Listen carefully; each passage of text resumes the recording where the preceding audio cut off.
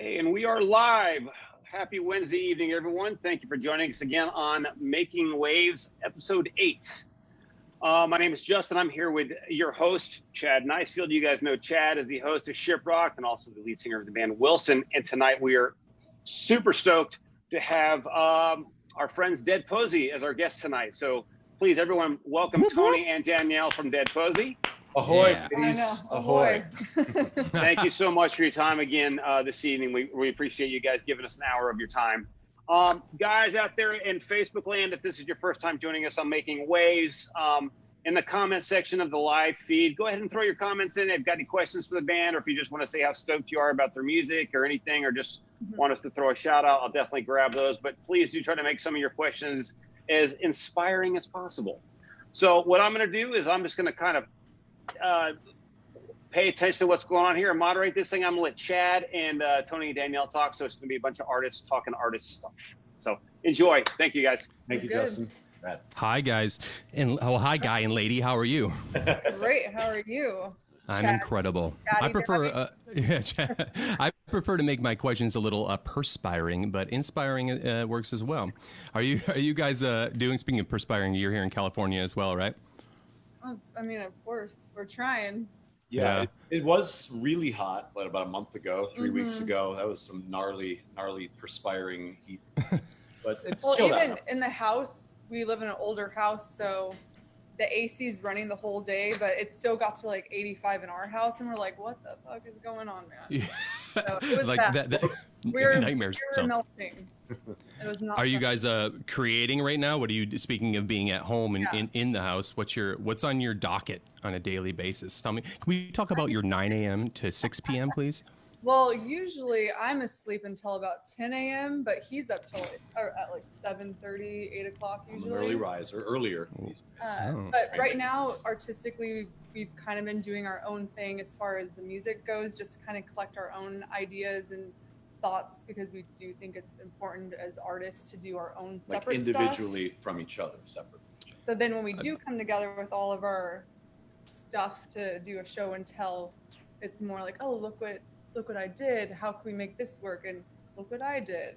And so we kind of bring it together and make it Dead Posey. Yeah, So we're in that process now. Yeah, like stay away. No, you stay Not away. yet. I'm working on something. Not I'm working yet. on something. Not yet. It's or not maybe ready. we'll show something just Yeah. because we're so excited, but we're like, okay, now leave me alone so I can do this. Little teases. But then That's on top of amazing. that- So you guys, I don't mean to interrupt, but I love the fact that you're in a situation during a pandemic where traditionally you're not probably leaving your home very much in general, even at this stage, to where like it's probably, I would guess, it's the essentials and then back home. But you found a way to creatively separate yourself for certain parts of the day so that you can be your own in your own 100% and then come together, much like a regular day would be if, say, the both of you worked at two different office jobs and came home after work and talked about your day. Right. I mean, we meet up for lunch in the kitchen and like we'll shoot the shit and all What's that. doing your Water cooler talk. Yeah. What's new with you, What are you Tony? cooking up? Yeah. How do you do water cooler talk at the Yeah. office? I mean, for about the last week though, we have been doing the acoustic stuff because we're doing acoustic versions of all of our Malfunction EP. Yeah, we're and recording. Yeah. We're gonna be putting that out soon. Right. So that's been more together in the last week or Mhm. two. I think it's important for us being in this kind of more unique situation of like people that sort of live together and are working together in this full on, you know what it's like to be in a band, Mhm. like 24/7. You're just always on it. We found ways to make it work by giving ourselves a little bit of like, you know, me time, and then it kind of keeps it fresh and we're allowed to bring our best to the table. Yeah, I mean, I love that process. I wish, like, when Wilson would do writing sessions for records, we would traditionally for the last two records we would do like an Airbnb, right? And we would get a house that would be, even back home in Michigan, we would get a house that would be large enough to like literally be able to essentially do sidebarring with each other and go into other places to completely separate ourselves away from whatever they were creatively working on in that room. Did you guys do any like haunted houses or anything like that? Or We was it tried, just yeah. normal? So I know there's the box stories of like different bands going to like the Houdini Mansion. Chili and Peppers, yeah, that was a classic one. Paramore, I think, was another one. Right, the Paramore. The closest. Wait, Paramore did something like in a haunted house? Not Paramore band, the Paramore No. Estate? Or Yeah, the Paramore the Estate band? in Silver Lake. It's Oh. supposedly haunted. And Yeah. who was the band? I don't that- remember. Oh, was it My Chemical Yes. Romance? Yeah, My Chem, I think, did some stuff there, Mhm. and Chili Peppers worked at a version of the Houdini Mansion, and I think Chad Smith, the drummer, Mhm. was like, I can't stay here. It's There's definitely like a demon or something. on. Is So- that the one that Johnny Depp? Did Johnny Depp buy that house? I think It I don't sounds know. like he would. I wouldn't be surprised if he Yeah. would. What's Johnny Depp's favorite color? let's Black, maybe? something in the a shade of black. I think it's my favorite color. Bone. I think we should start that rumor though that Johnny Depp owns some haunted mansions in LA. Let's just start it right now. You heard it Right here. now. Yep, right here, Shiprockers. You hear that? Johnny speaking- Depp's favorite color is somewhat black, maybe bone, and bought a mansion that's called the Paramore Mansion. That's where he's living right now. Hey, guys. Speaking of spooky and haunted, let's talk about your sound. For if you don't mind, I'm tremendously interested in because again, we talked a few minutes ago about me living in New Orleans, and the sound kind of fits the vibe that people might have about New Orleans. Kind of like a lot of voodoo down here, lots of Creole myth and folklore, and there's spirits and spectral everywhere. And the cemeteries. Oh, are they all Above ground. Yeah. Well, that's funny because the cemeteries here are like Starbucks. They're just everywhere, and you're like, They you kind really- of get used to them. I mean, But there is something. we did a haunted tour the last day we were there before we flew back home. We went on a ghost tour. Yeah, around all the- after the day we disembarked from Shiprock this Mhm. February, we did a tour. We saw a bunch- hungover in the cold, She was very hungover. but it was fun. But yeah, if you weren't hungry, you didn't do it. So because the first thing when I first started listening to you guys, and I listened to some of the songs and the twanginess, the first thing I thought was like they're a modern day Cramps. Ooh, wow. That's who I thought. Of that. Thank you. Yeah. Yeah, and I just did this, everything from that, that Poison Ivy guitar to the Luxus kind of thing, and the thematic of it. So you guys are very into like very dark. I think they're very dark and sexy or very sensual items. Even this right here, my dad actually drew this You see with that? charcoal. This bigger So- Oh, wow. piece up here. Yeah. I feel Is like that a working clock? it's a clock. He had like a ratty baby doll that he had sitting on a clock, and he sketched it with charcoal to create that. So it runs Dad, in we need blood. Dad, Father, we need to talk. I know. Yeah, that's No, really but cool. your sound is kind of this very, it's got a kind of a spooky, twangy, Dwayne Eddy kind of guitar. Where did that derive from? Because I want to talk obviously quickly first about Tony. You came from Eve 6. Yeah. Highly, kind of energetic. I wouldn't say pop, but they had a feel to you. You had melody, it was very strong in the band. Got Yeah. some big songs there. So to kind of move from that sound over to this, what was the transition like, and how did you guys kind of come to the realization that this is kind of your lane? Right. Well, yeah, Eve 6 would not be considered twangy, I don't think by any No. stretch. So, I mean, honestly, I think a lot of that influence, I've always been influenced in a lot of different music, but I think it, Dee kind of had the original sort of thrust and sort of vision for this thing, and was bringing some of these other influences, and we were talking about things like Poe and sort of this, Salvador Dali, David Lynch. yeah, all and that. sort of the undercurrents that's running through culture, and just sonically everything from like you say, the Cramps to newer stuff, Black Keys. I mean, just adding some of that bluesy element, but with a little bit of sort of like a classic rock kind of thing, which maybe I kind of brought to it. But it was kind of in service of that vision, and it was sort of a fun challenge for me to kind of get into that and like take sort of some other influences I have. I was always influenced by like hard rock of the 80s, alternative rock of the 90s, punk, and even synth pop and stuff mixing with that. And I think some of that starts to come through more on the newer EP. But it was sort of just like a weird cross alchemy. between like Nirvana to Depeche Mode. Yeah. It's like all mixed, and when you bring it together for both of us, I think it just kind of created this concoction that We didn't think it through too much other than Sure. that Just sound kinda cool. works. No, move on to something Right. else, and tried to let each song kind of dictate. But, Dee had a really strong, sort of sense of, we want the drums to sound kind of earthy and people kind of sitting around and playing it in like a real space, not sort of traditional, modern rock, you know, kind of drum sounds and things like that. Nothing wrong with that, but that was, Yeah. you know, a lot of things like that you were bringing to it, you know. So it's funny. Oh, sorry, Chad. No, I just I want to was just get going to one. expand upon your question, but go ahead. Oh, I was going to say, I mean, it's funny you mentioned the Lynch thing, because I just thought about like Lost Highway, how that, like the newer, some of the songs would just like slide right into that soundtrack. we just watched that I again, know. like just like what, 2 months ago. Yeah. We did not have a phone call about this. We just happened to, we mind melded.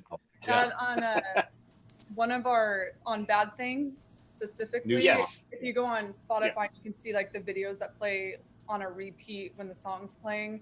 When we were on tour this past November, we did a night where we were like driving through the mountains on like the deserted highway, and it kind of gave us that Lost Highway vibe, and we got some footage of it. So that video that plays every 8 seconds for Bad Things came from like that feeling of the David Lynch vibe of Lost Highway. And it's on the road. But it's us from on tour. our tour. Yeah. So It wasn't quite as nightmarish as what happened at the end of Lost it was Highway. a little creepy It at was. night. I mean, we were by ourselves on like not even a road that was split in half. So we're like, where the fuck are we, man? And wasn't that like ice? Was that coming Yeah. back from? Yeah, and that was like ice. You were wasn't. driving. I was driving. There's black ice. And That's a whole other story. crazy. Every time I drive, crazy shit happens to us. I don't know why. It's not me. I'm a good driver. Although I have had a crazy thing happen to me when I've driven, but not on tour. But we can get. That's to a that whole later. other story. But that kind of adds to, you know, she drove over a dead body on the highway a long time ago, and then Wait, what? bring We're gonna, Justin. Let's just shut up here, and can we hear about this? Then we will get back into the sound of your band and how you're going. But This what is about Kind it? of influences everything. I mean, Hey, if Chad and I listen to this, are we accessories? She did not cause the body to be dead. no. Okay. So basically, a guy was on the other side of the freeway and he hit the center divider, and he got out of his car to check out his car that had just hit the center divider, and another car came behind his car, hit his car into him, made his body fly over to my side of the freeway, and I was driving at 80 the other side, all of a sudden run over this body, and I was like, what the fuck just happened? My airbags came out. I was just gripping the wheel, like, gotta get over what the fuck just happened. I'm in a What were you driving? a cherry red Mustang. Oh man, Even more- even more- mess up your paint job. Well, it got It's even more cinematic now. I know. So it got totaled because of the body parts being in the engine and everything, and it was really sad. We found out later he was barely 21. He was driving home from going out that night, and they had to like check to make sure I wasn't drinking, because then they would have blamed it on me, even though I had nothing to do with it, which obviously I didn't. And I'm here and we're good, but he's It's not. like that scene from Goodfellas when Joe Pesci went and got Mom's knife. I gotta get this hook. I gotta get this hook out of the grill. That's rough. Now that's in my head. Now I've got these competing images. They basically said within 2 days it smelled like a dead body in the car, and that's why they're like told my parents at the time, like, let's get this car totaled. This is before we knew each other, so this is like, but I wouldn't say that influences the sound of Dead Posey. It doesn't. Even my papa, he was a homicide detective for Los Angeles. He was not. Yeah. What? Okay. So, he investigates some hardcore stuff too. Like, there you go. He wrote this book called Malice in Wonderland with his partner. His partner's Tom Lang, that did the O.J. Simpson case. That's involved with that. Yeah. But my papa and him did the Wonderland murders with John Holmes, the porn star. Yeah. So This is we have to do another session. This is we have to do this. This is insane. Just on famous murders your parents have been involved in. Yeah. Oh my God. I think there's only one musical act that we could interview, though. Yeah, nothing to do with Helter Skelter. That's not him at all, right? No. Before his time. It was a little bit before his time, but I think he knew some people that dealt with that, but he didn't personally deal with it. Oh my goodness gracious! What a story. Hey, I have to move on one question, or else it's gonna kill me. So I'm downtown Los Angeles. I'm literally the building that's right next to the Cecil Hotel. Like, Black so. Dahlia? No. So there's Richard Ramirez. Where the whole entire hotel season 4 American Horror Story was based on this hotel. Right. But your dad may or may not have been around during the time of the water. It's her grandpa. She says Papa, but it's grandpa. It's my grandpa. Oh, okay. So he might have been around for Richard Ramirez, or maybe even the water cooler lady that fell into the water cooler. I think he was around for Richard Ramirez. I right? think That he was through the Richard 80s. Ramirez, but he didn't work on that case. He did work on the highway killers as well, that like killed a bunch of little boys and stuff. He did work on that, and like there's another one where like a guy was hiding under women's cars back in like the late 80s, I believe, and he was slitting their ankles, kidnapping them and then killing them. I don't remember the name of that murderer, but I think he worked on that case as well. So wow, sounds like the kid from Pet Cemetery. I know. I remember that scene too. Justin's bringing all the movie images. To Hey, can I break? I know we're gonna break this up from Murder Wonder Stories. Anywho, Posey comes from. but no, well, yeah, exactly. Wait, it does? Ties. That's where your name comes from? No. It comes from Ring Around the Rosie, Pocket Full of Posies. The sweet rhyme, Black because Plague thing. people carried posies in their pockets when the plague was going on. So we thought like, oh, dead Posey. Like that's how that came about. You guys are so relevant right now. So many layers. Yeah, I love it. Yeah, Unfortunately. We got the modern day plague. I know.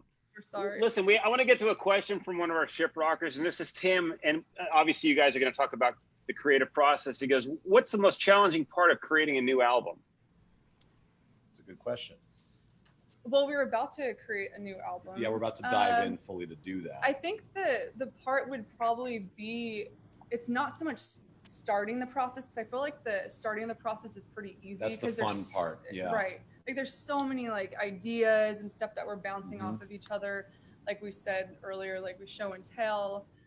It's easy to get excited about the new thing. New, Yeah, it's brand fresh. new. It gets harder when we get in the weeds when we're producing it, and we're like, do we really like that sound there? Do we really like the way the drums sound? Do we really like the way you played that guitar part? It's more like that kind of stuff that starts getting in the harder part of an album.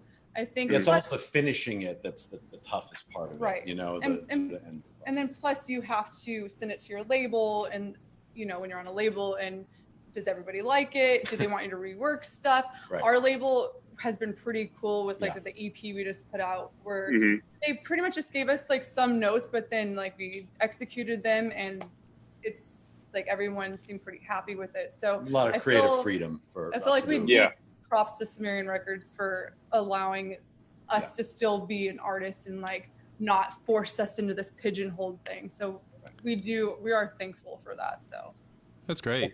Yeah. So if Tim, another question. Thank you for. I was going to say thank you for answering that question, Tim. I hope that helps you understand how they kind of go about this. So thank you. I wanted to expand upon what Tim asked and what Justin asked, but starting from we talked a little bit about where Tony's roots kind of laid, but like Danyell, where do you kind of start this magical musical journey, and how did you two meet each other along the way? Because it's just always a pretty interesting pitch here. Of course. So as far as my musical journey in a nutshell, I played piano growing up. I was always the piano player that was sitting in the room before the practice, wishing I was the singer in the room, but I never thought I could sing because I never tried.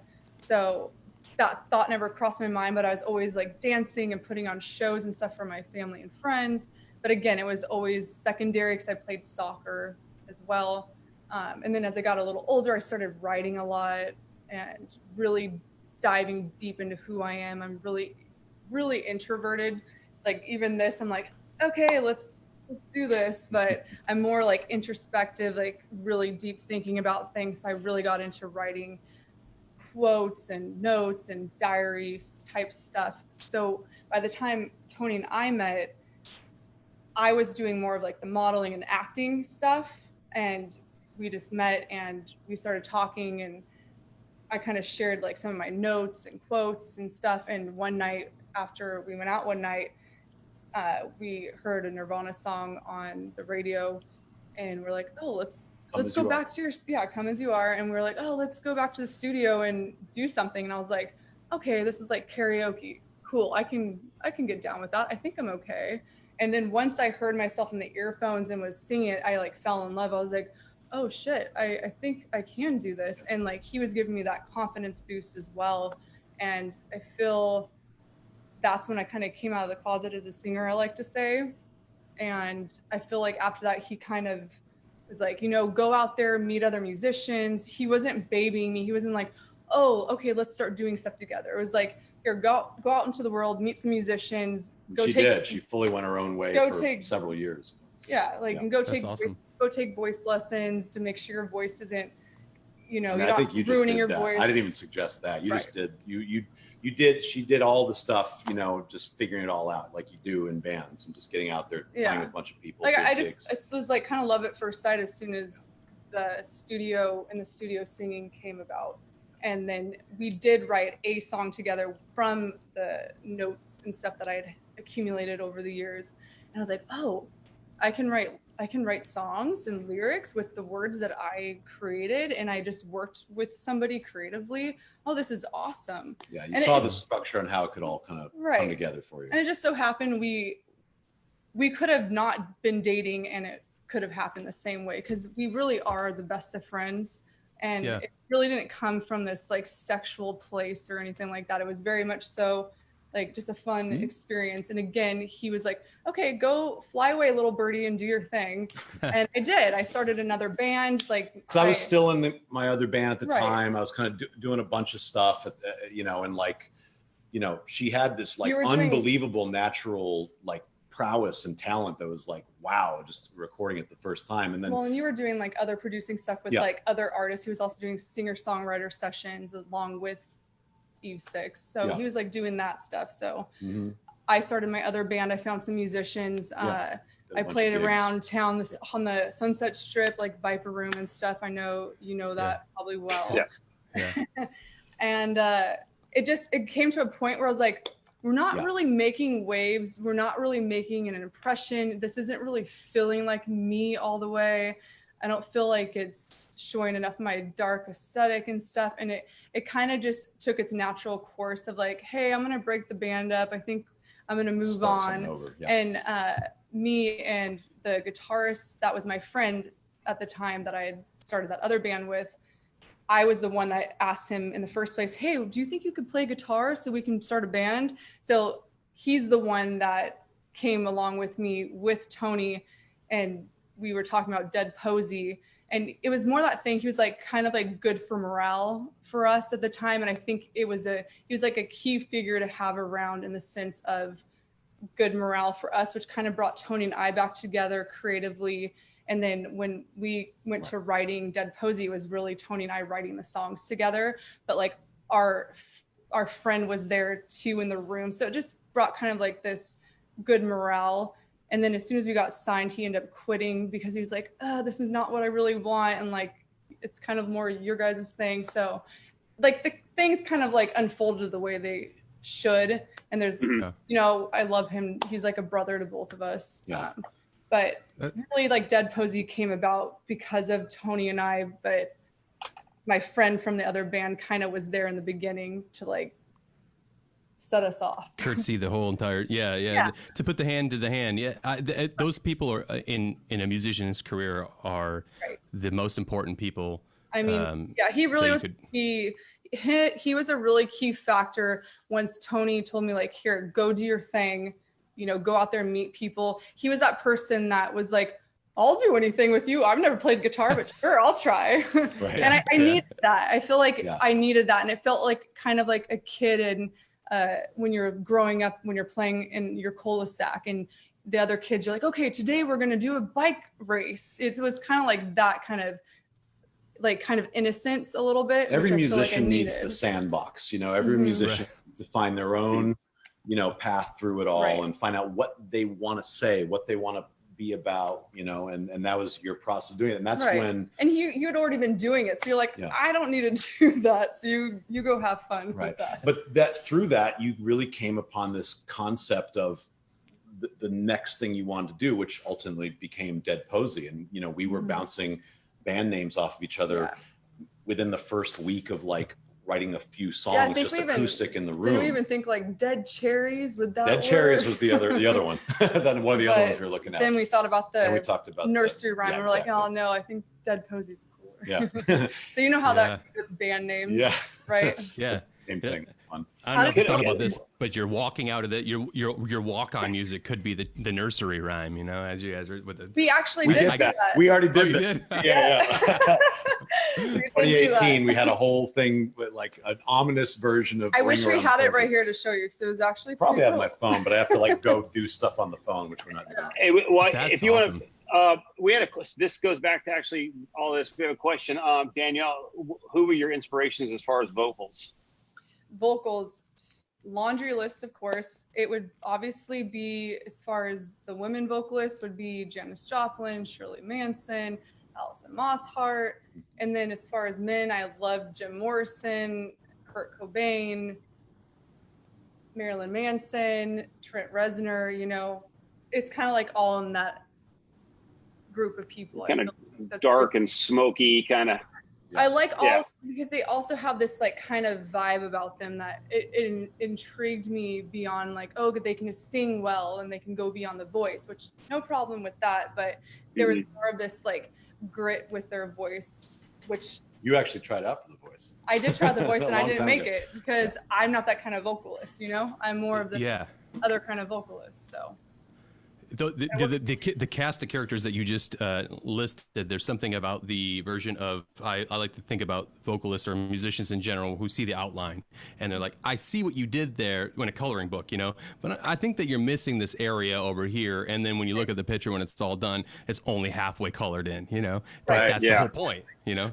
Exactly. Right, exactly. There's a certain fragility also to those vocalists. They're dark, but they certainly have an underlying kind of, you feel empathetic towards them as people, and you can hear that in their voices. Other than Shirley Manson, who just strikes me as a very strong-willed, stubborn woman. She's fantastic, by the way. When you hear her with her voice, though, she gets in there, and I adore her as a human being. I think she's a force to be reckoned with, and I feel like there should be more women that aspire to be like that, because I feel like that would help the ratio of the music industry, frankly. She got So that hard Scottishness to her. I know. I love Scottish her. wit, I love Yeah, her. there you go. Thank you for expand answering that. We appreciate it. That was a really great transition of like from 1 to 2 to 1, you know. We're doing good, guys. I love. I want to talk about what you just said, but I'm going to save it for a little bit further down the line, because in keeping with the consistency of your sound and in your traveling of a band in general and where you are now, I was a huge fan. I am a huge fan, but that I hadn't heard the new record yet until the other day when we confirmed you guys. But I listened to your EP, the first EP, all the time. I think I even said on the ship, I'm like, I love you guys. You know, like one of my favorite things about one of my favorite things about the ship is being able to like see these acts that I'm hearing, you know, on the outside, and then coming in and seeing them not only live multiple times, but being around their visceral vibes, if you will, you know. Sure. And you really get a sense of people that way, which is awesome. Totally. And with that saying, like, I know you as this picture that I've captured in my brain from your first EP in 2018, I think it came out, and then this new EP that you just released June, I believe, right? Yeah, June. Mm-hmm. Yep. 2 months. It's called Malfunction, correct? Malfunction. Yeah. So it's similar in its nature, but it has a lot of extra like texture and flavor that like at first I was ready for one version of the band, like all fans do. You know, you're ready for this to come out, and it comes out of the gate, and you're like, okay, wait a second, and then I just fell deeper in love because I got to see another layer of what your band can do. So can you tell us a little bit about writing that record and you know, what it was like essentially deciding to release it in the middle of a pandemic? I know. Well, the funny thing is we actually had another follow-up EP pretty much in the can like mid 2019, which was more in the vein of what you're kind of maybe talking about. That might have been the like, oh yeah, there's the next obvious cool more and sort of in internal discussions and talks with the label too and management. We're like, you know what, let's try to push it a little bit more. Like we love this stuff. There's always going to be, you know, a piece for that, and I think we'll bring some of that even more back in a little bit on the next record. But let's push the sound a little more. Let's bring in some of these other influences that have always been there. You know, like Depeche Mode is my favorite band of all time. We've always, you know, we've talked about that. And what's your favorite record? Probably Violator. I'm a big fan of hands songs. down, man. Violator's it. Songs of Faith and Devotion, though, maybe a little less well sung, you know, less exalted record, but I love that one too. The cover we're doing, what record is that from? That's from Music with Masses. We're doing we're actually covering Never Let Me Down Again. Oh, cool. Oh wow, yeah. We've been recording that with our other acoustic songs. It's been pretty fun to do. But so I think we kind of said, you know what, let's put some of these aside. We did release Fire Burnin' last year, which would have been on that other follow-up EP. So that's kind of like its own little thing taste by of itself. That. And we know people love that song too, and it's great. But we wanted to kind of push that. And the reaction you had, Chad, is I think what we were hoping to achieve. Sweet.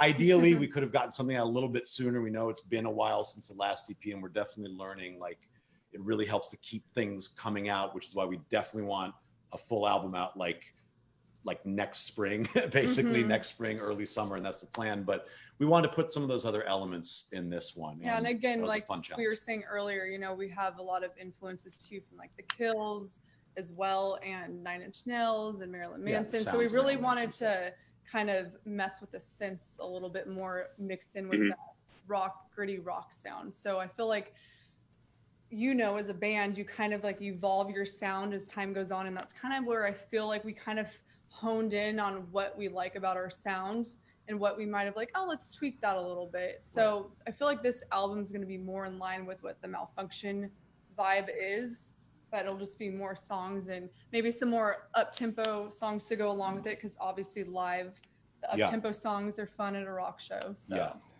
Dance floor heaters. Yeah.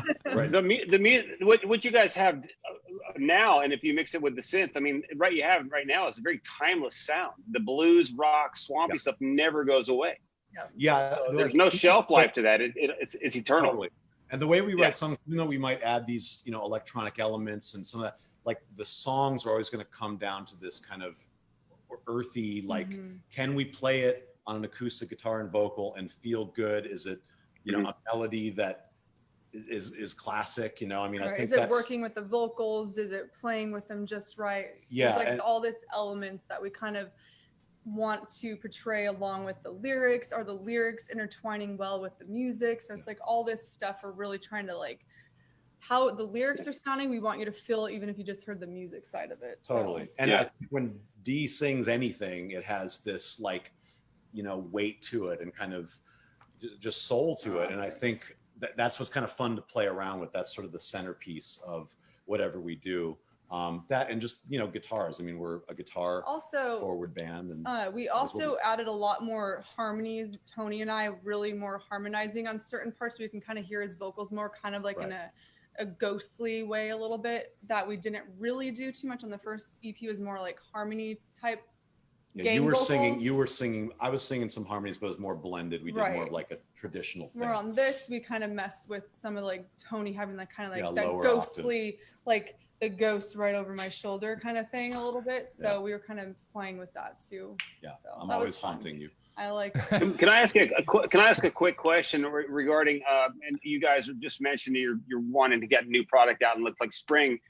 Do you believe in, that you kind of get a little bit extra leg, I guess, a little more space, or a little bit more, is your music kind of be able to carry itself a little more because of the associations with Lucifer and Jessica Jones and things like that, that'll help kind of keep your music kind of living, so you kind of get some time to build upon those things? Yeah, of course. Absolutely. I mean, this day and age, it used to be more taboo for artists to have any of their music on any placements. You're I feel selling like, out, you know? Yeah, like, there's this no. That's not, that doesn't exist anymore. We've gotten No. lucky where these days I feel like so far Dead Posey's had our stuff in some pretty cool shows where it kind of adds the mood. And, you know, the thing I always have in the back of my head, David Lynch, he's all about the music in his movies. And he even makes some music that he even has a few albums out where different artists sing on it and stuff.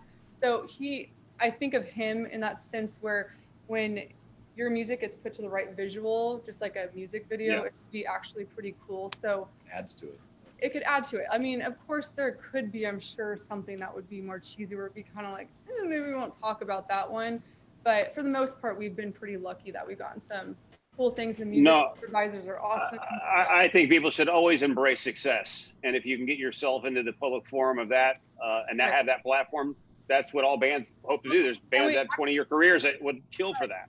Well, we've actually had we've gotten some fans because, like, some real fans because of those placements, silly enough. So it's kind of been an avenue for us specifically where early on Dead Posey got some bands that might look like, oh, overnight success to a little band, but it's like, we still got a lot of growing to do. We just got a few singles. Like that's where I found you. I Shazammed. Actually, I didn't have Shazam at the time. And Kim, my girlfriend, I said, "Can you Shazam who this is?" And then I saw the name. And then like a few weeks later, I saw that you guys were announced. Like a couple months later, I saw you were announced on the ship, and I was like, What did you hear it in? What were you? Do you remember what you were watching? Or it was in the back. It was a show. It was a show we were watching, I think, on Netflix or one of the. I'm trying to remember the show. It might have been the Traveling Pants of something. I did watch that show, but it wasn't. I know it wasn't that. Sisterhood of the Traveling Pants. The Jack Whitehall. That was an ad for Jack Whitehall. Yeah. But see, that's what's so cool though. Or like Lucifer. Lucifer. Oh, that was it. Yeah.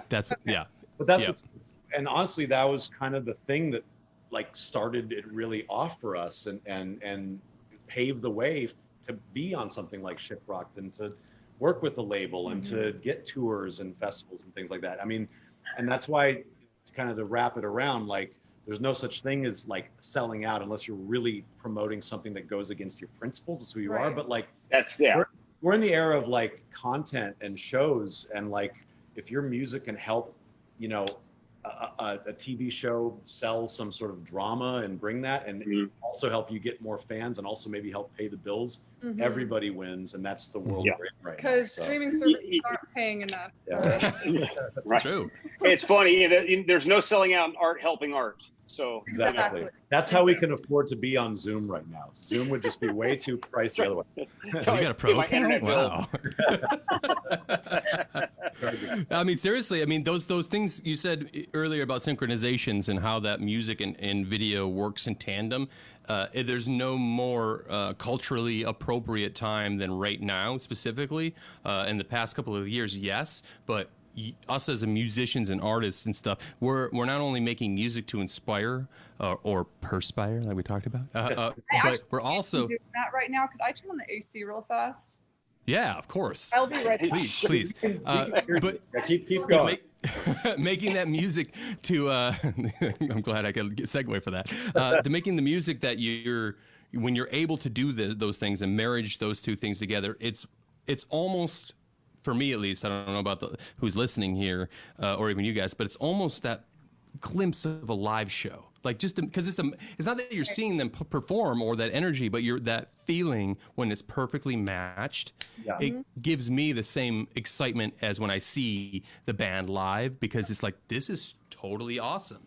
Not only what am I looking at is awesome, but the sonics around it wraps it up into a smile for me, you know? Exactly. What a great way to say it. Yeah, I think that if it can like preview the live show in some way, which we sort of has now become a really important, you know, thing for Dead Posey, and it's just real bummer that us, and I'm sure many other musicians feel the same way, can't really play live this whole year. That's been a real tough thing once you get the taste of that. But something like this can kind of, like you guys said, sort of helps pave the way a little bit or smooth the way and kind of give a transition and, you know, whet the appetite for people to come actually be around the band, see it live, see it in these different contexts. So it's all connected. You know, I think it's all connected, and it all helps everything else. So we welcome it for sure. Yeah. Speaking of, while we have you on the topic of live, you had a dream tour, what would it be? What bands would Dead Posey see a good trek with? I mean, You take it away. Dead or Alive, first of all. Did you say that already? Dead or Alive, I think probably. Did you? Oh yeah, let's go with active. Let's go with Okay. track. So currently, No ghost tours. yeah. I mean, personally, I would like to do the Kills, or Marilyn Manson. I mean, our label just signed the Smashing Pumpkins. I mean, we'd love that. Yeah. Garbage. Absolutely perfect. That would be a perfect bill. Yeah. That's my 2 cents. Perfect bill. Put it out there. You should call Billy, dude. I know. Yeah. Get him on the horn. We'll do it. I mean, there's so many. That's the great thing about rock music is that once you can kind of like you find your audience, they'll stay with you. You can. It's a real live music sort of genre, I guess, and it really lends itself to that. So you can keep touring for decades, you know, after your sort of breakthrough. And it's great to see so many different bands combine. I mean, that's what's awesome about Shiprock too. I mean, like it's great on the waves sort of festival, and we got to meet some great bands there. I mean, Hailstorm and Dead Sarah and so many awesome Hyro bands. the Hero. Hyro, who we know. You know the guy, Yeah, right? I knew some of those guys. He's awesome. Speaking of Shiprock, before we get to that, the mere fact that we had Dead Posey, Dead Sarah, and Dead on it, I was like, are we on a ship or Macbeth? We noticed I know. that too. I felt like I was under Shakespearean play. These motherfuckers are trying to kill us. We docked back in court. We're like, you know, thank you. Well, I brought my crystals and stuff, so I brought some good juju You did. on the boat. You So I did. think that helped. Good vibes throughout, for sure. Yeah, you should Thank have got with you. Maria from In This Moment. You guys could have Yes. shared crystals. We Watched her performance Yeah, we in loved one her of the late night performance. performances. the It's awesome. Midnight Mass, I think it was called. We Yeah. actually loved it. We're like, this is so nice and relaxing, and her voice is beautiful. That It was such a great vibe amazing. after a day of whatever the hell we were That doing. was all day. actually the perfect way to top off a day with I think her we had played performance. that day too when we saw Yeah. one of them. Yeah. Okay. Liked it. Speaking of, let's get the Shiprocked, as we always do Good. during these segments. We want to know what your Shiprock experience was like. Well, Actually, can I add on to that? When You know what? since it I'm was gonna your let Chad first- take this. He's really good at this. You take Well, it, buddy. I don't It's know all if I'm really you. good at that. I just personally, good this is at it. selfish. I love to hear about people's pulling up to the port story and then going through all of that and then subsequently entering the atrium and then being on the ship. If you don't mind, can we like just revert back to that moment and mentally can you give us that picture for your eyes? Yeah. coming and going were two completely different experiences Right. for me alone. I'm sure for a lot of people as well. For me, walking in there, I had my parents actually with us. So We had them teching. You met and them, teching. Chad. Yeah. I have actually my notes here. I was like, talk about their parents. yeah, they're hilarious. They loved it. They want to go back like every year now. That's awesome. They made friends, so Yeah. they're good to come on Shiprock probably forever. Yeah. Whether we're on it or not.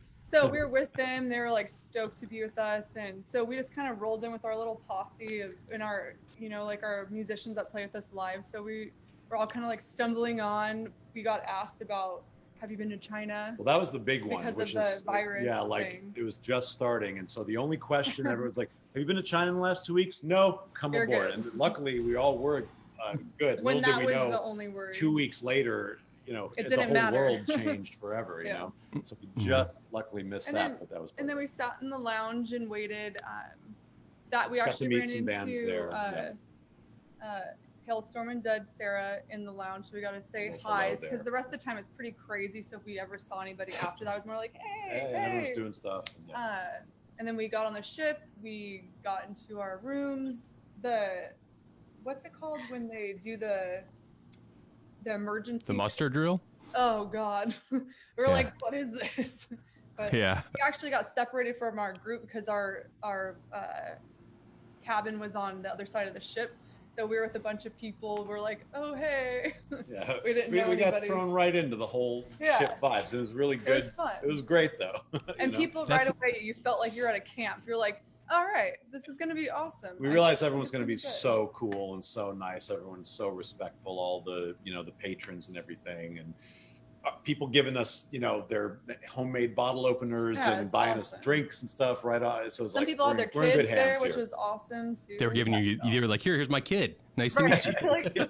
Like, what are we Take my doing? Take the kid for a few hours. You don't want us, your kid. We don't know what to do with the kid. Yeah. You'll figure it out. I'm gonna go over here to the bar for a little I bit. go to the bar. The casino. That's my favorite part is the my least favorite part is the mustard drill, but like only because I've done it now, I don't know, 9 or 10, 8 times. But what you just described, because I remember that so vividly, and being like walking onto the ship after like going through customs and everything, and then being like, okay, so like what? And at the time, like we had no real tour. Well, we had Will, who was like our faux tour manager, and then 5 dudes in a band, no offense, Will, if you're listening to this, she's doing a great job, and now he's like the tour manager of Papa Roach, I believe. But at the time, we were just like these kids from Detroit that have absolutely no idea how we got here, and don't know really anybody on the boat. We hadn't even done any like real extensive touring, besides like a Guar tour and a Jason Newsted tour, which was great, but we hadn't really met any bands, You like got thrown off the deep end, basically. No pun. yeah. And yeah, exactly. And then that mustard drill, and all I could do at the time was like sweat my brains out, right? Because you're like standing around all these people. Nobody knows us, but we're like in like kids in a candy store, because we're like, okay, what the fuck is this, dude? I know. We hadn't even been on a cruise ship before. I don't know if you guys have actually like stepped on a cruise ship before. know. I've been on one. He has. I've been on one. With your grandparents when you were like 18. I was 18. We went to Alaska. It was great. And it was Dude, awesome. Party hard, bro. No, he did, It actually. was one of the first times I got drunk. My grandparents were asleep. Like, have fun, boy. Rest in peace, grandpa. But I went down to the bar, and we were in like international waters, like, and the hotel manager's like, here, have some beers. And I was chatting up Maritime law. maritime law. It was wonderful. So, but I think, and coming off the ship, I know we're skipping ahead here, but that was a whole other scenario, because Oh, well, I mean, the last night, Chad, you Chad, saw you us. remember You were this. deep, Yeah.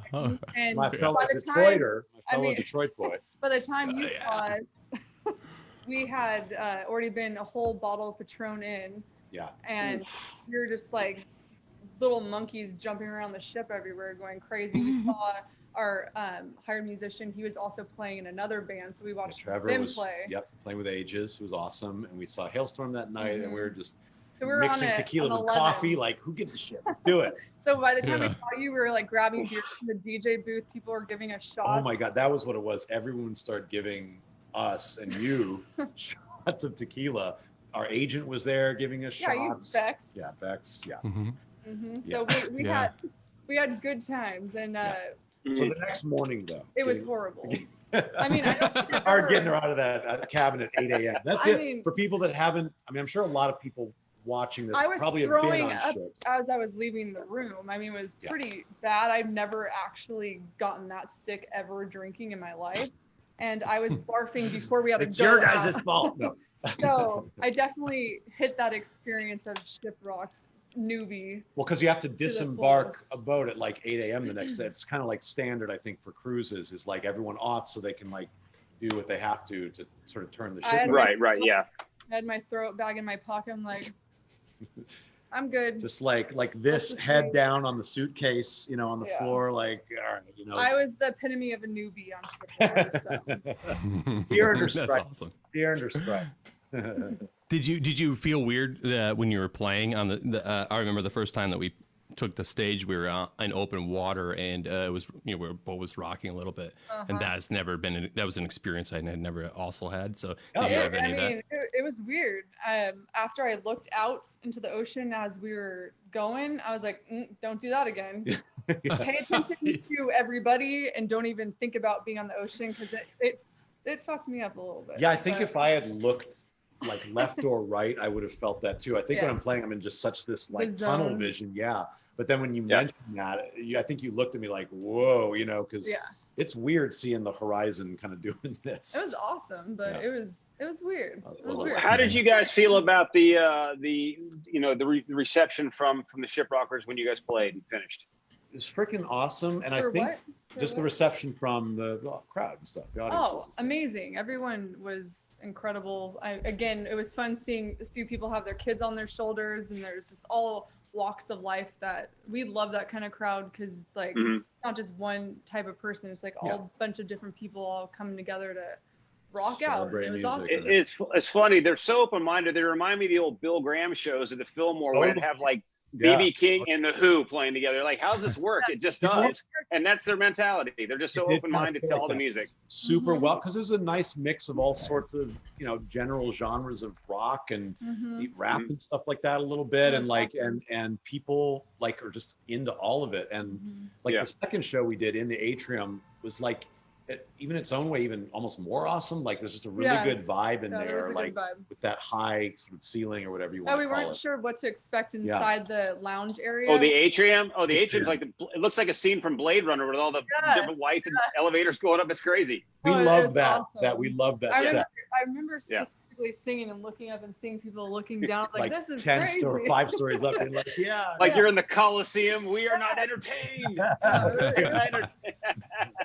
a good show. It's almost, I felt like, because the first show we're like, oh, like we're popping our cherry. And it was earlier. It's like, you know, noon or 12:30 show. So it's like, oh, and we're out in the boat, kind of getting used to that. But it was great. By the second show, we're like, oh, we got this. Let's go. And it was a great vibe. And it was the last. Was it the last night of the second to last? It was the second. Second to last. No, it was the last night of the. Oh, wasn't it? Do you guys remember? I think it was the last. It was this second to last. Was it the second one? Chad, pull out the schedule. Okay. Hold on 1 second. Let me get it. was toward the end, and so it was like a great way to kind of end it. But the whole time was great. The excursions were fun. Time in Mexico was good, and we hitched a ride back with you, Chad, and Bex from what was it that we were? I can't. Cozumel. Right? Cozumel. Yeah. And that's where we officially met you. So. Yeah. The first time. Yeah. We're like, I like those excursions are always fun too. Just like, you know, because you have your family. In your case, you have your family. You have you guys. You have like all of this stuff going on. So it's like a whole. It's like a vacation really for the bands too. You know, like there's a lot of work that goes into it, but the payoff of what I was going to segue into is when you're off that ship and all of this, the world is spinning around you. It will follow you for the rest of your career. You guys have said that was the last show you had played because of the So you'll see it though. Shiprockers, I'm counting on you because I will sound like an asshole. But like as you continue to play, I saw that you announced a cool download 2021. You know, and the family of the ship, and I really have to expand upon that because they are family members here, and they will pop up when there will be like a little pimple on your butt that you just didn't want to go away. You're like, just don't go. You know, like you'll show up somewhere and you'll be like, dude, check it out. You know, don't touch it. We got that sense even on the boat, like, cause like I was saying, like right away, people were families, couples, groups of friends coming up to us like, yeah, this is our 9th time. You know, this is our 10th time. Yeah.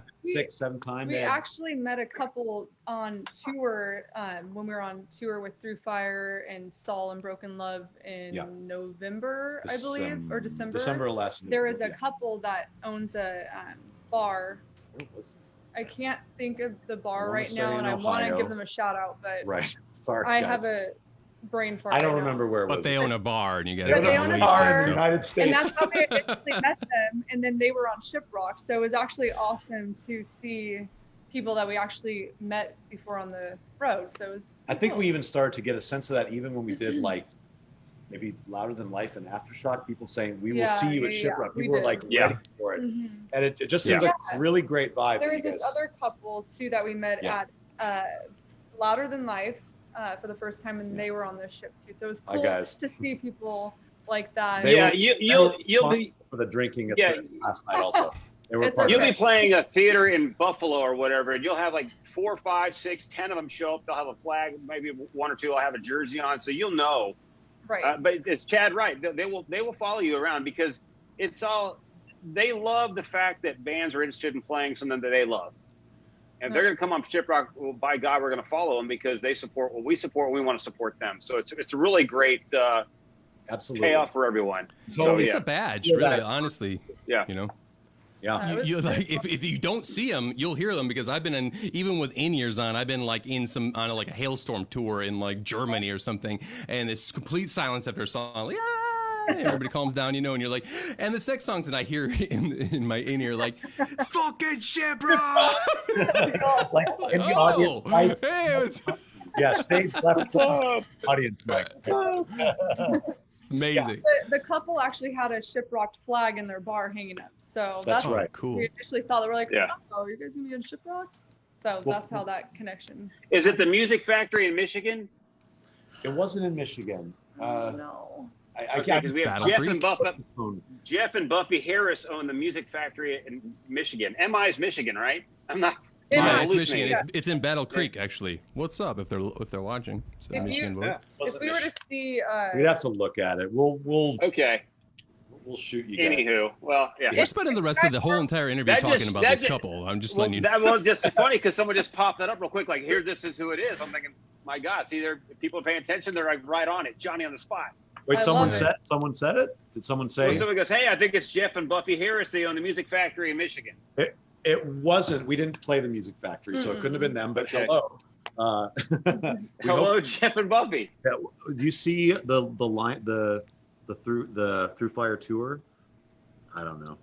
We'll try to dig it up. It's not in there. Hey, hey, Tony, do you know someone named Ingo? Oh yeah, Ah. we both do. Ingo. Is Ingo here? Ingo, she goes, yo, Tony F, yay. Hey, Ingo. Well, Ingo knows Danyell as well. We go. Okay. We go We back. love Ingo. Well, she just put Tony F, so I figured, okay. Ingo was Ingo knows us. Tony's drum tech for Eve Oh, 6. Yeah, far back out. in the Okay. day. Well, 20, he's giving a shout out. He's a good There guy. you What go. up, All right. dude? Hey, Shout out Ingo. Thanks for joining, Ingo. Appreciate We it. both miss you. Haven't seen you in a while. Hope to see you out there when life kind of comes back to normal for rock and roll. Fantastic. Here we go. Well, It wasn't the Belvedere. It wasn't Route 20. It wasn't that. Muddy Creek. It might Saloon. have been Heath, Ohio, the Muddy Creek Saloon. Go over here to that one. Was it Do muddy? any shiprockers own the Muddy Creek Saloon in Heath? Heath, I think that was it. Heath, Ohio. Heath, I think- Ohio. We'll get an answer here in about 20 seconds. Okay. I saw you in the boat. They're awesome. That was a good example of that. Mhm. I wanted to ask you, segueing, if we have some time still. There's two things on my list, and I will shut up. But one of those things is you talked about live. Yeah, it's talked about the acoustic stuff and in live in general, and all of these different versions of what's happening now. And I watched your recent live stream for Spin. You guys performed there. Have you like? Right from Yeah. this very spot. And was that around like the release of the record and stuff to get behind? Yeah. Because they did a video premiere for the Parasite video that we Parasite. did, so they also had us do their Twitch live stream, so it was fun. Yeah, we're trying to figure out when It forced us to actually do a live stream because we were like, we're not going to do any of that. And then now we like kind of got our Now we feet love it, wet. Now yeah. we're like, okay, let's do this. We have nowhere else to go. We need to do this. So Yeah, think it'll that never. Sorry. when it was getting booked in maybe like May, I think we were all still in the like, well, maybe by July there will be live Yeah. shows again. Maybe by August, we were still in that. Now I think we're all like, it ain't coming back really this year, except for very few and far but we're between. hopeful for 2021. Yeah, So. yeah. What were Yeah. you gonna say? Yeah. Sorry. Oh, I was just going to say, they'll never supplement the live aspect of a show, period, like the full-on brick and mortar business, if you will. Right. But it will. I'm a talent buyer as well. That's what I do. So I'm also on the artist side of it, furloughed there and furloughed in my actual, my gig. I've been a promoter for 15 years back in Michigan. We have own venues that we book all year round and no business, right? So moving forward, there's this idea of some people being hesitant to do it, like you mentioned on the artist side, because of this or that. It's just like it's not really our thing, or how does it really work? But I did want to ask you about your experience with it, because I do think that it will be a part of our lives forever in some way, shape, or form. What that looks like and where it goes, who knows? But knowing that you did have an experience recently, I wanted to see what your actual feelings were about it. That's all. On the live stream particularly? Yeah, just doing it. Yeah, just doing the whole thing, and if you saw good reactions from it, those sort of things. Definitely saw good reactions. It was a lot of fun. There's certainly something a little awkward about this is all the live show we can do right now is like from the living room you know, And, without the full we can't production, see the we can't. fans, There's no energy hard. transition between your transmission between Mhm. sort of audience and I mean, I think all musicians live for that to some degree. That magic of the live show. Yeah. You just don't get that when you're doing a live stream staring at a little webcam like, hi. Right. And like, is oh, anybody chat. watching us? Yeah. Yeah. And- Monkey dance. Like, Yeah. awkward. So, you know, it's certainly, I don't think would be a satisfying, you know, like end for any musician. Like, we're just do live streams now. You know, it'll never replace live music, but I think we both think you're right in that moving into live music, hopefully, you know, obviously as safely as we can, will be different, I think, for everyone. I think it's going to be a ton of adjustments that stay with us for forever. But I feel like as soon as there's stuff clears up more, there's a vaccine, like we have the fucking flu vaccine. Yeah. Things will eventually go back to normal. Like that always happens over Live shows will definitely over time. This has happened, like other things have happened before. This has probably been the worst thing as far as I think any generations that are alive now have seen. definitely the most disruptive. And Maybe what was it that happened that my grandparents were saying was a thing? I mean, there was polio. the kind of the end Polio. of My polio, my yeah. Nana, her brother actually died of polio when that happened, and Yeah. so they definitely saw that. But they said that this is worse than even that from before. Just in so. terms of how much it's altered our Affected society. everything. I mean, sports like shut down, sports playing to no people, no live shows. You guys had to like adjust what's happening for like next year and all this kind of stuff. And I mean, it's crazy. So, But we're hopeful that 2021 there'll be some kind of light at the end of the tunnel. We're hoping. We're not being too morbid about it. We're like, oh, I think things will get better. So we're being hopeful about it. So it kind of keeps our spirits up. I mean, think. to your point, Chad, I think one good thing, like there's different silver linings here. I think it's really forced, you know, musicians to get as creative as possible and use the tools like this. I mean, the tools at our disposal to like make music. I mean, we're thinking about doing like an acoustic cover series on like, I don't know, YouTube. IGTV or YouTube, like once a week, you know, like, which we might've been like, oh, that would be a cool thing to do. Now it's like, well, we got to do, while we're making the record, we got to keep doing things to like, there's no tours, there's no live shows, and it forces you to kind of, those limitations force you to get creative. So that's, I have an idea for you guys that might work. So the drive-in series for a lot of bands is happening. Right. Why don't you guys play and behind you a David Lynch film festival or something of that sort? I mean, that's a great idea. That would be amazing. If you saw, all right, let's get that done. Did you see on Shiprock at the first show behind us the screen that was we playing? had a projector going behind us on the first. I really wish I could have seen a lot of shows, but I'm running around so much. Yeah, you're doing a lot, but we have a but projector of like. We had like it was more like it was more a lot like of clips of skeletons of different horror movies. Some 50s kind of horror movie. That's something you put together like a couple years ago. But a David Lynch movie playing would be pretty awesome. Or just what you just described, what you guys do for a live show, wouldn't that work in something like the LA, like the cemetery there where they have showings? We definitely Hollywood Forever. The Hollywood Forever, yeah. I mean, there you go. I don't even know when. Perfect. Well, is that even open to like? I don't think they've done the movie series this year. Chad, do you know if that's? No, I'm sure they would love to rent it out for something. They do it on 10/31. How about that? Yeah. That would be amazing. Yeah, we'll put in some calls for you. What date is that again? It's Halloween. All Hallows Eve. Yeah, I wanted to see. I was curious because we see it all the time, right? Even this in general is a part of all of what I was kind of getting at. You hit it. You guys nailed it on the head. Being a silver lining, being here, being brought in here is the fact that we're able to communicate. For instance, Nana didn't have this ability to discuss world issues with their friends or music or whatever it is, and subsequently the tools are here. So.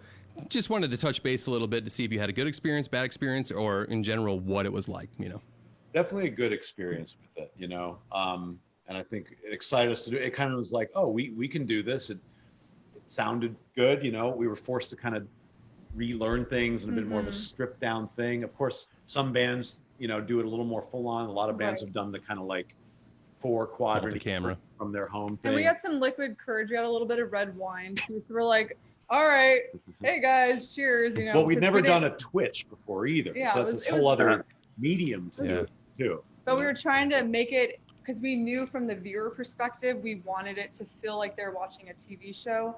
So we did actually add in some David Lynch stuff in between We each did song. actually. I forgot. So we did do that. Yeah, there was like uh, little clips of things between. and- Yeah, clips from Lost Highway in between Right. each song. And then we So there you go. also, for like an hour, we did a Q&A, which we thought would only be about 10 minutes, but we were talking so much and just drinking our wine that it ended up lasting an hour. So I'm like, I guess we are naturals at this, I guess. But A wine in fucking A. Fucking A. but Hey, That's I awesome. want to chime in real quick here. Ashley's one of our shiprockers. She says your acoustic set was awesome. Need more. So there you go. There's an Thank you, Ashley. Awesome. Yeah. We, thanks, Ash. we're literally working on it right now. We're kind of doing acoustic recordings, like we said, for an intended Malfunction EP acoustic, but we're kind of Mhm. throwing some other stuff in, and we're going to figure out how to do it on video and do some of that stuff too. Okay. Well, listen, guys, we've had you for over an hour. So Chad, do you have anything to add? No. I mean, I do realize we've had him for over an hour, and I could talk all day. There's we Good. can we have your grandpa on at some point? I'm sure he's a Cool. great talker and storyteller. He's a great so- guy. So, I love it. uh-huh. No, I mean, I just want to say thanks for being a part of Making Waves, and you know, Shiprock in general would really appreciate it. I loved seeing your set, and I can't wait to see more of you. And congratulations on the new EP. It fucking rips. Thank you. Thank you so much.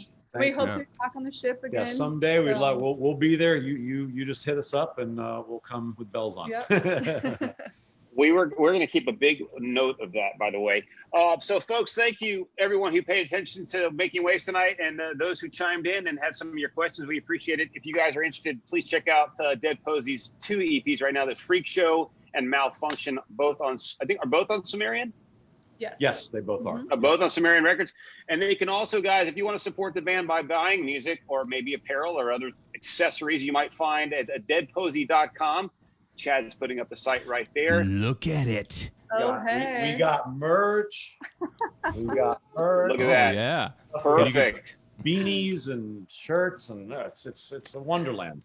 Yeah, so make sure, guys, if by chance you happen to be paying PlayStation or maybe you see a Taco Bell commercial, you might hear their music there as well. So they're kind of everywhere. We're insidious. We're just like Yeah. creeping in. Subliminal You know, I think it's fantastic, and congratulations on all those kind of things. That's amazing that you guys are spreading out in all these different content. Like you said, you guys are content creators at this point, and that's fantastic. So, well, we do look forward to a point when we can get you back on the road and everyone can experience you guys live.